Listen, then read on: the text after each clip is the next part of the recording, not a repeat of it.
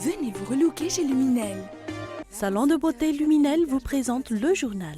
Luminel, osez être la plus belle.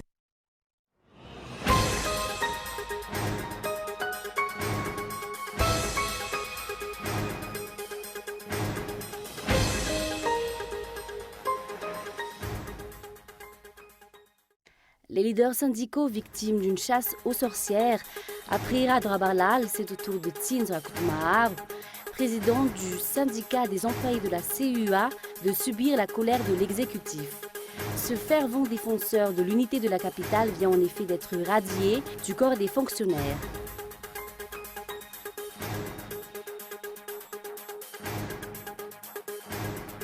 Tandis que la population s'enlise de plus en plus dans la misère et la pauvreté, que la situation sociale semble tellement désespérée, les magouilles et les affaires louches, rapportant des millions à ces entrepreneurs, prospèrent de plus en plus. Suivez dans ce journal l'éditorial de Boisarazanatsu.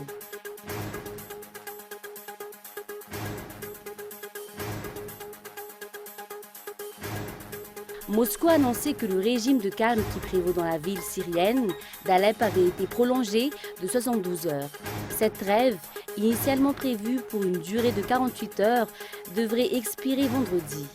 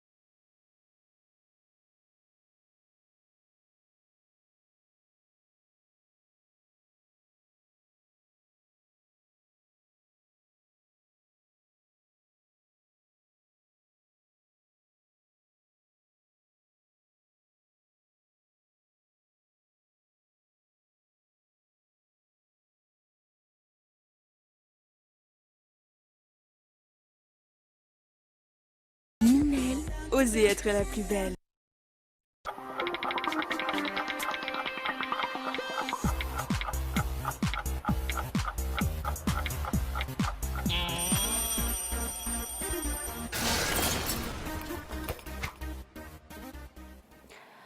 Bonsoir à tous et ravi de vous retrouver dans ce journal. Passons aux détails des informations, tandis que la population s'enlise de plus en plus dans la misère et la pauvreté, que la situation sociale semble tellement désespérée, les magouilles et les affaires louches, rapportant des millions à ces entrepreneurs, prospèrent de plus en plus. Cela dit, les coins d'ombre se font de plus en plus rares et les larcins, même les mieux cachés, se dévoilent, provoquent une montée en puissance de la frustration et de la colère au niveau de la population. Un ressentiment qu'elle a de moins en moins du mal à contenir. Tandis que la population s'enlise de plus en plus dans la misère et la pauvreté, que la situation sociale semble tellement désespérée, les magouilles et les affaires louches rapportant des millions à ces entrepreneurs prospèrent de plus en plus. Cela dit, les coins d'ombre se font de plus en plus rares et les larcins, même les mieux cachés, se dévoilent, provoquant une montée en puissance de la frustration et de la colère au niveau de la population. Un ressentiment qu'elle a de moins en moins du mal à contenir. Cette semaine, la prise par la police nationale de 131 sacs contenant du cannabis à Yous a défrayé la chronique. La quantité impressionnante de ces stupéfiants en elle-même est assez hors du commun, mais la personnalité du propriétaire du véhicule qui a servi à leur transport a définitivement hissé l'information au rang de scoop. En effet, quelques heures après la saisie, l'information a circulé en un rien de temps sur la toile, notamment les réseaux sociaux tels que Facebook avec photos à l'appui. Quelqu'un s'est-il fait un devoir d'effacer les photos sitôt qu'elles aient été publiées? Mais ceci n'a pas empêché un téléchargement et un partage de l'information à l'infini. Ces mêmes sources ont ainsi montré du doigt un ministre du gouvernement actuel qui serait derrière ce trafic à grande échelle. Le véhicule ayant servi au transport de cette impressionnante cargaison lui aurait appartenu. Sitôt, après les faits, les pompiers sont venus à la rescousse. Un parlementaire issu de la région du Sud n'a pas hésité à sacrifier un de ses assistants parlementaires. Ce dernier serait le cerveau qui a orchestré tout le trafic. Les observateurs se demandent d'ailleurs comment un assistant parlementaire aurait pu organiser à lui seul une telle affaire, collecter une telle quantité de cannabis, utiliser le véhicule d'un notable, tout ceci à l'insu de la personnalité en question. Il est clair que, comme à l'accoutumée, quelqu'un a servi de bouc émissaire dans cette affaire afin que le patron reste à l'abri et échappe à la loi, libre de fomenter mensonges et corruption en toute impunité. Ce régime se distingue toujours par le non-respect de la loi de la part de ses partisans et proches collaborateurs.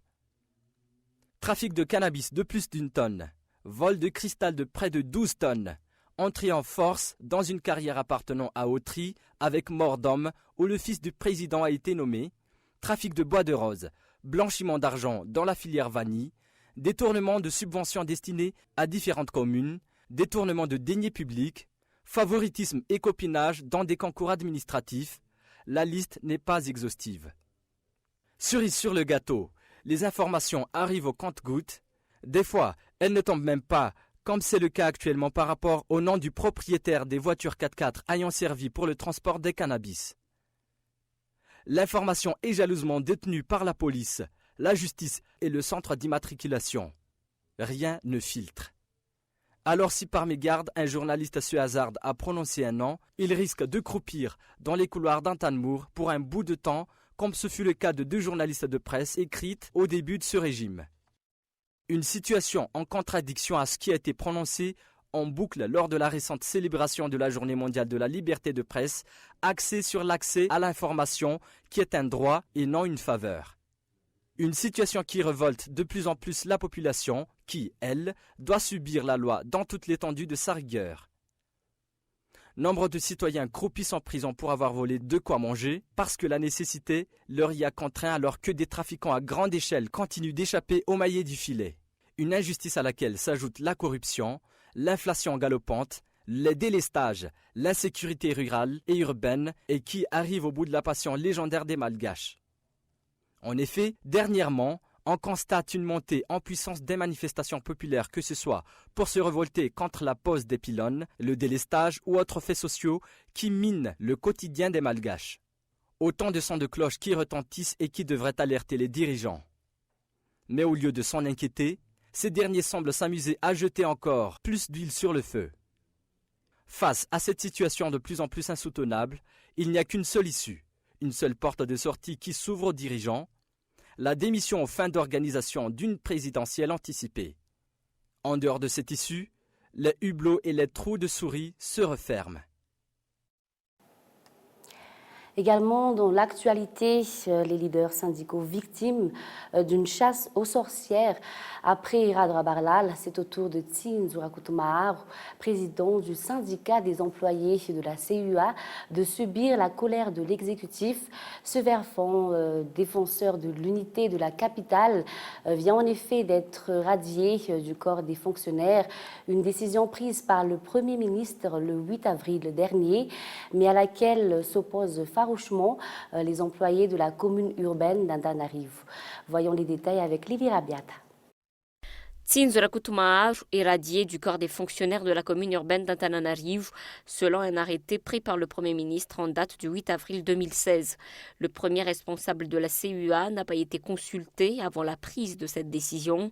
C'est ce que dénoncent les employés de la commune, étant donné que Tine Zurakutumahar est le président du syndicat des employés de la commune urbaine d'Antananarivo. Ce docteur n'a reçu entre ses mains cette décision le concernant que le 2 mai dernier, une décision à laquelle s'opposent les employés de la CUA qui remettent également en question le motif de ce licenciement. Nous sommes contre le motif de licenciement du docteur Tsinzu. Nous nous opposons également à la décision prise par l'exécutif, car selon nous, c'est la lutte syndicale que nous avons entreprise qui est à l'origine des intimidations subies par notre collègue. D'autres employés de la commune urbaine d'Antananarivo affirment que leur collègue, à l'instar d'autres leaders syndicaux, est en train de subir lui aussi des intimidations et des pressions. L'information relative à la radiation du docteur Tins du corps des fonctionnaires nous a profondément surpris. On se demande pourquoi l'exécutif s'acharne-t-il contre les leaders syndicaux.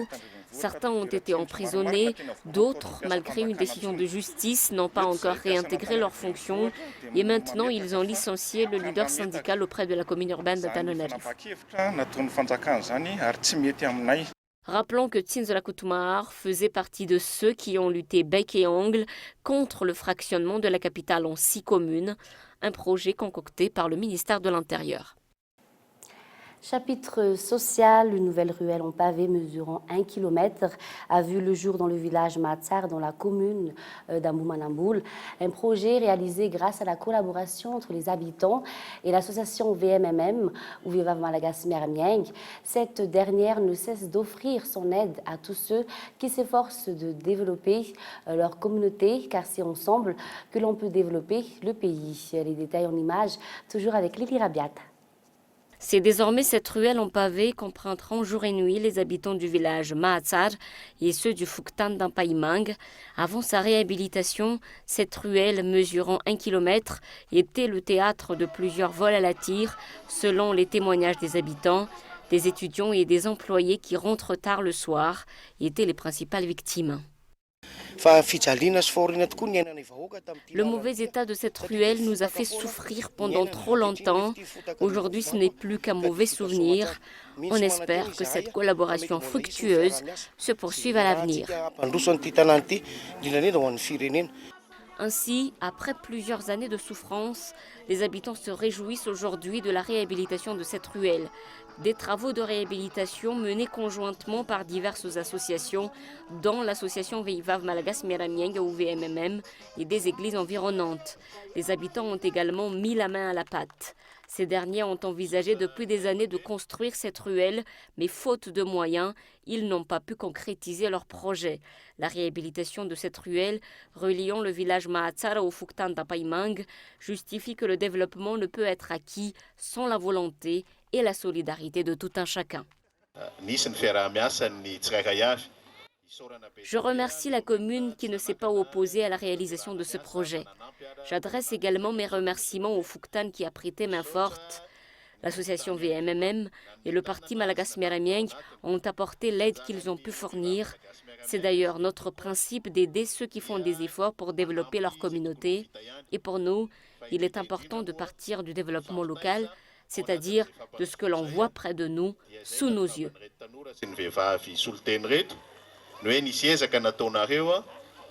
Cette ruelle a été inaugurée ce matin. Des certificats d'appréciation ont été décernés à tous ceux qui ont contribué à sa réhabilitation.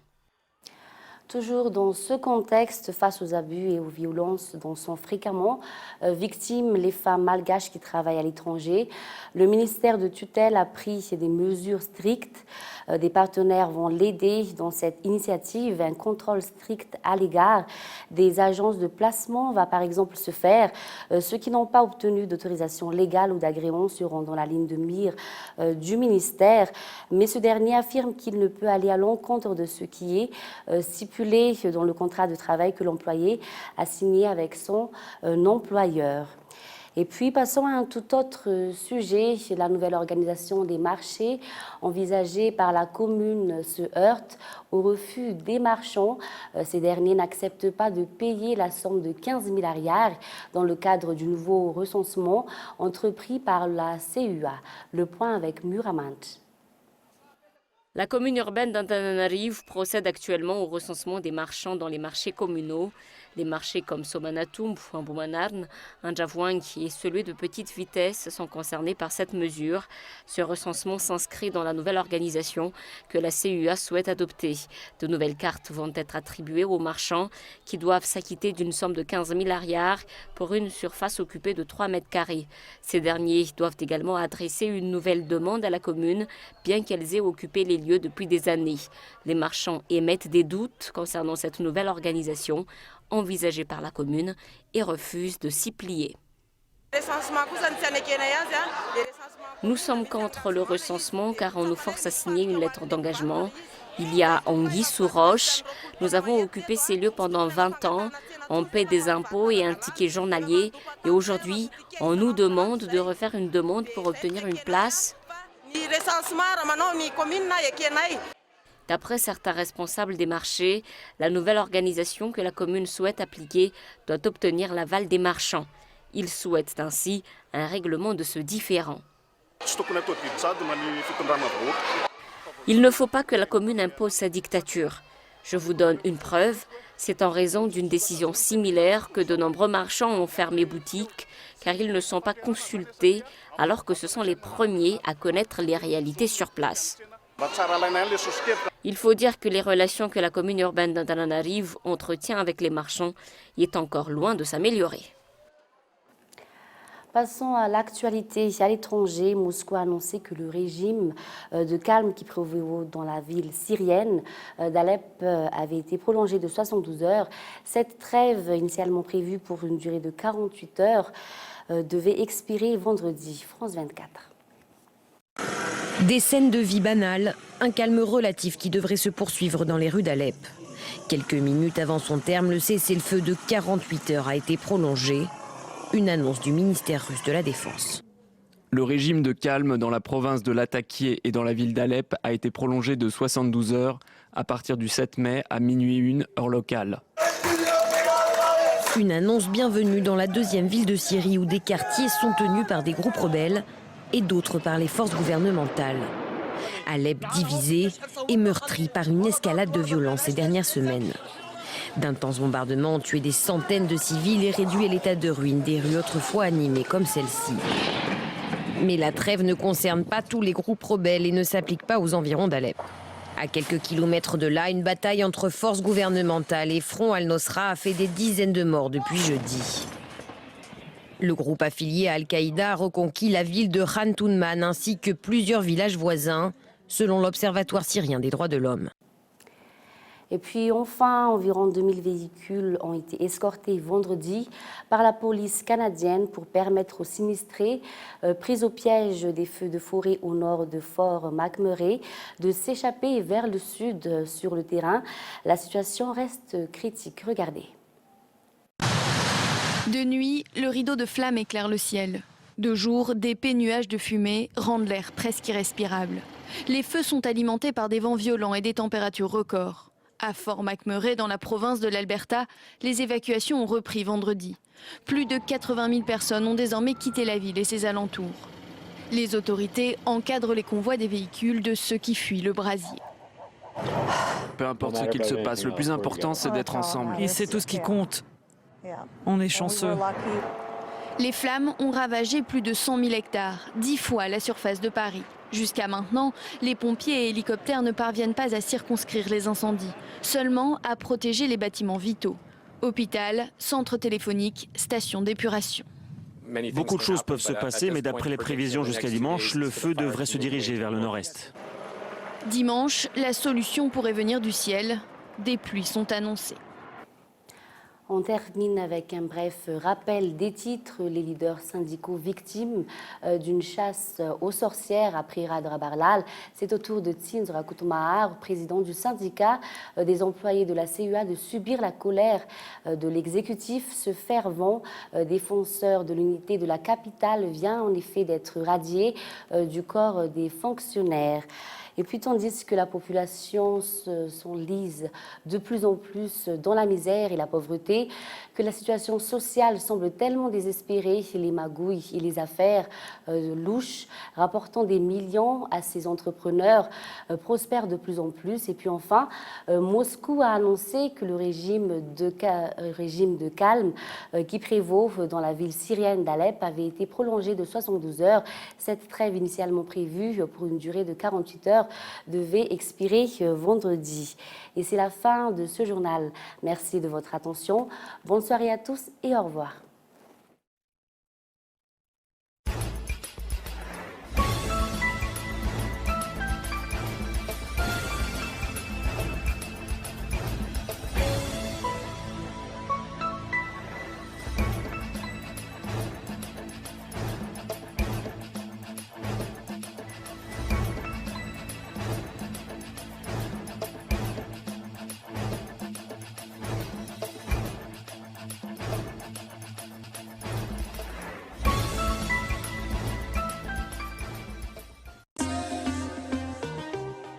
Venez vous relooker chez Luminel. Le journal vous a été présenté par Salon de beauté Luminel. Luminel, osez être la plus belle.